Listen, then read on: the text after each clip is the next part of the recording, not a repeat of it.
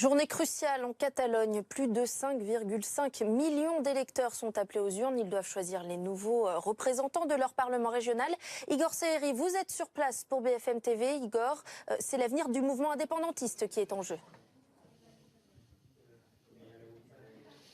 En tout cas, beaucoup de Catalans, effectivement, estiment que ces élections anticipées sont finalement un référendum pour cette question. L'indépendance de la Catalogne est-elle finalement validée par une majorité de Catalans? Ce que l'on peut dire à la mi-journée, c'est que la participation est plutôt forte. Elle est sur les hauteurs de 2015, où à la fin de la journée, on avait atteint 75% de participation. Il y a aujourd'hui clairement un paysage politique et idéologique toujours très fracturé, comme avant la crise du mois d'octobre. Nous avons aujourd'hui trois listes indépendantistes et trois listes unionistes, dont une liste unioniste qui, selon certains sondages, arriverait en tête. Ce serait une première depuis 1978. C'est un parti antinationaliste, anti-indépendantiste, qui est incarné par une jeune femme qui a été le leader de l'opposition pendant 2 ans, qui est marqué plutôt libéral et qui combat les indépendantistes.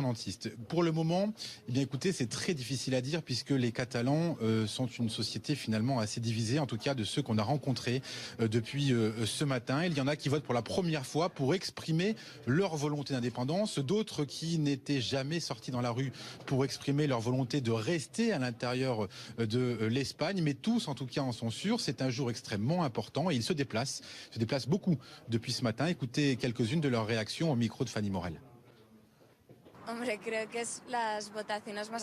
Je crois que c'est le vote le plus important de ma vie. C'est la meilleure manière de s'exprimer pour ou contre l'indépendance. Moi, je ne veux pas de l'indépendance. Je crois que c'est une fracture que nous vivons au travail et au sein de la famille. Il devient très compliqué de parler de politique sans se fâcher. Ça va être très dur de mettre tout le monde d'accord. Nous sommes dans une situation où il y a un mal-être qui oppose la Catalogne à l'Espagne. Ici, ce sont les jeunes qui sont les plus indépendantistes. Donc je pense que dans le futur, il y aura plus d'indépendantistes que d'unionistes.